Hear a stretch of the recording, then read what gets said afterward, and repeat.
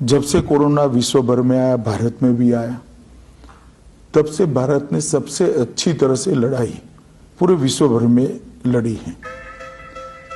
मुझे तो किस चूहे की, किस डॉगी की और किस गधे की नजर लग गई है कि ये कोरोना ही नहीं जा रहा है। मैं इतना दिल रो रहा है कि मैं ऐसा क्या करूं जो कोरोना भाग जाए। साध्वी प्रज्ञा एक बार फिर से सुर्खियों में है। उन्होंने कोरोना को भगाने के लिए हनुमान चालीसा का पाठ करने का सुझाव जनता को दिया है। तो एक स्वर में गाया हुआ हनुमान चालीसा का पाठ निश्चित रूप से सिद्ध होगा और हम कोरोना से मुक्ति पाएंगे। भाजपा विधायक सुमन हरिप्रिया ने विधानसभा में कहा कि कोरोना वायरस पर अगर गोबर का प्रयोग किया जाए तो लाभ मिलेगा। पश्चिम बंगाल बीजेपी के प्रदेश अध्यक्ष घोष, उन्होंने एक बयान में कहा था कि गौमूत्र पीने से कोरोना वायरस सहित हर तरह के वायरस से लड़ने की शरीर की प्रतिरोधक क्षमता बढ़ती है। एक और इसी तरह की बात फैली कि गौमूत्र पीने से कोरोना ठीक होता है और बीजेपी के कार्यकर्ता ने जोरा बागान में तैनात एक सिपाही को जबरदस्ती गौमूत्र पिला दिया।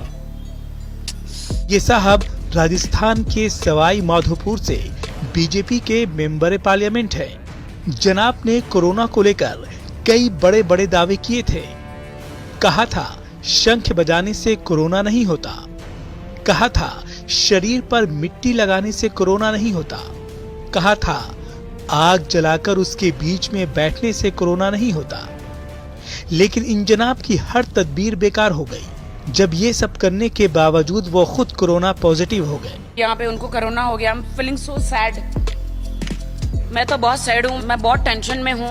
ये सब इमेजिनरी सिचुएशंस, इमेजिनरी बातें, इमेजिनरी पैनिक, इन सब के अंदर आप अपने आप को मत उलझाइए। पैनिक हो इस प्रकार की कोई बात नहीं बनी। पैनिक मत हो, कोरोना के ठेंगा दिखाओ।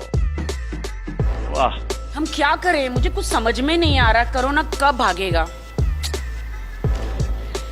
10-15 दिन में ये आफत शांत हो जाए। 10-15 दिन में ये आफत शांत हो जाए।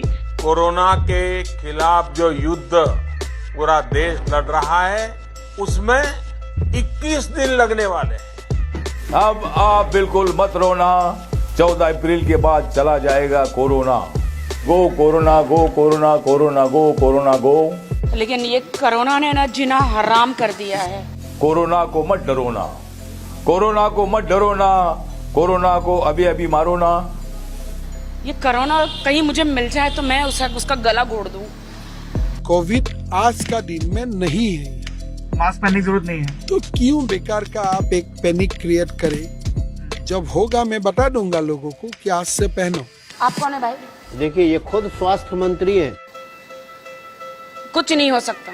तो इंदौर से इस वक्त एक बड़ी खबर निकल के आ रही है जहां पर मंत्री नरोत्तम मिश्र का मास्क पर बयान है कि मैं कहीं नहीं पहनता मास्क। मैं सबको यहाँ पे पकड़ पकड़ के बोलती हूँ मास्क पहनने के लिए।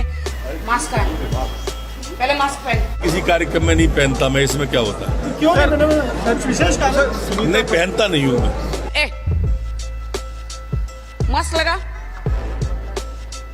तेरा चाचा है कोरोना, मामा काका है, पड़ोसी है जो तुझे नहीं होगा।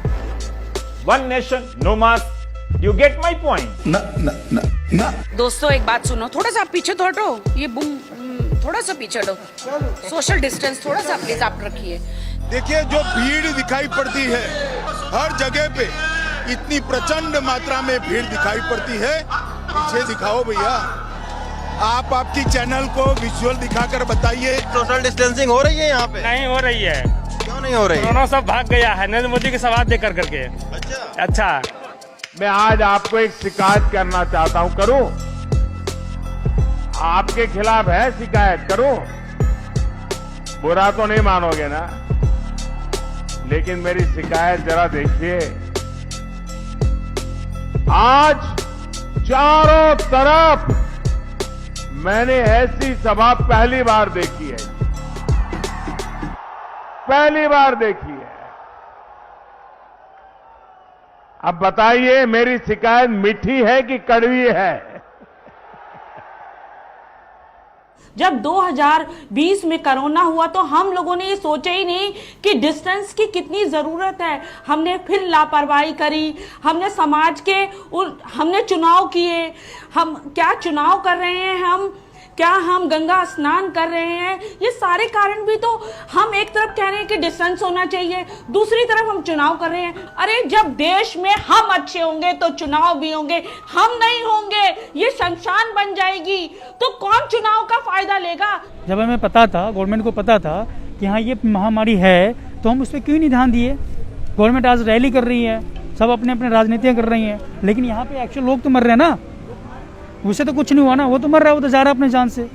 लेकिन मैं ये दर्द को महसूस कर रही हूँ, मैं अपने लोगों को देख रही हूँ कि वो मर रहे हैं, ऑक्सीजन नहीं है। वाकई देखिए, ऑक्सीजन की किल्लत का अगर किसी ने पॉलिटिकल रोना धोना है तो मैं इसको रोक नहीं सकता। सिचुएशन बहुत खराब है, ऑक्सीजन सिलेंडर्स नहीं है लोगों के पास, एक एक सिलेंडर पे 10-10 लोग हैं यहाँ पर। आपको समझ में आ रहा है? 1/10 एक सिलेंडर से 1/10 10 लोगों को जा रहा है। मेरे सामने कम से कम 7-8 मौतें तो बिना ऑक्सीजन की हुई हैं, कि ऑक्सीजन था ही नहीं, और डॉक्टर अपना काम ठीक कर रहे हैं। वो एक चैम्बर में से 6-6 लोगों को ऑक्सीजन दे रहे हैं ताकि सबकी जान बचे, और बेड खाली रूप भेज भी रहे हैं। पर सारी किल्लत यहाँ पे क्या है कि ऑक्सीजन की बहुत ज़्यादा कमी है। अपना खुद का ऑक्सीजन सिलेंडर लेके आया वो मैं। दवाइयों की कीमत, आज मेरी बहन बता रही थी कि उसकी सास को कोरोना हो गया, इंजेक्शन नहीं मिल रहा था, 50,000 में 2 इंजेक्शन खरीदे।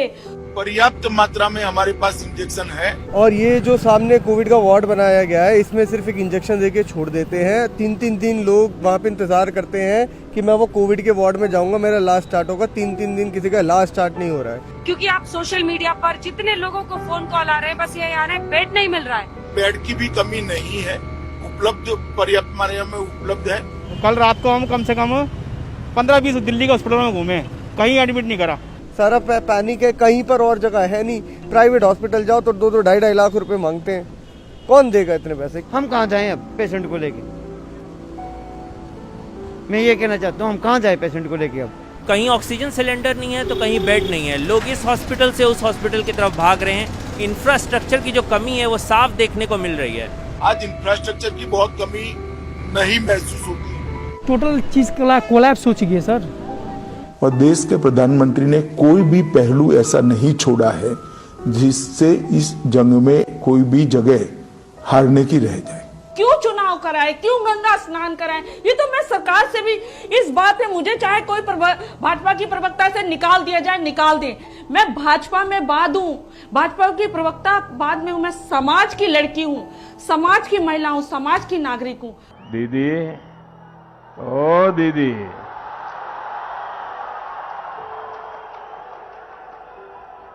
देखिए दीदी, ओ दीदी जी, कि धुंधमय आकाश का मौसम है मेरे देश में, और मौत के सहवास का मौसम है मेरे देश में। और शोर कैसा भी हो सुनने में नहीं आएगा अब, और इस कदर उल्लास का मौसम है मेरे देश में। और चुप रहो या कीर्ति गाओ, और तुमको पूरी छूट है, और अब खुली बकवास का मौसम है मेरे देश में। मैं मोदी जी को ब्रह्मा विष्णु महेश कहूंगी, बिकॉज़ ही रॉक्स। 20 साल तक उनको कोई हिला नहीं सकता, उनके सिंहासन को।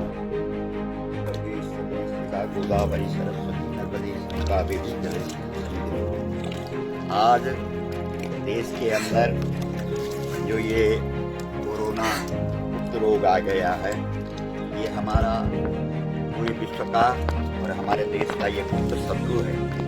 और इस गुप्त शत्रु को पराजित करने के लिए हमारे पास गुप्त शस्त्र होना चाहिए, और वो ब्रह्मास्त्र हमारे पास गौ माता का गोबर और गौमूत्र का मिश्रण है। जब जब हमारे देश में ऐसी परेशानियां आई हैं, तब तब हमने इस ब्रह्मास्त्र का प्रयोग किया है।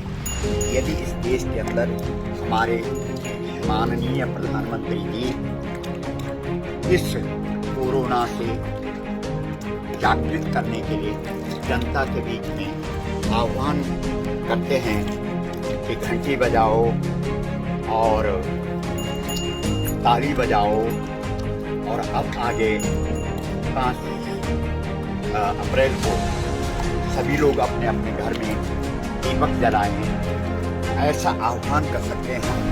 पूरी तरह से इन बातों का समर्थन करते हैं।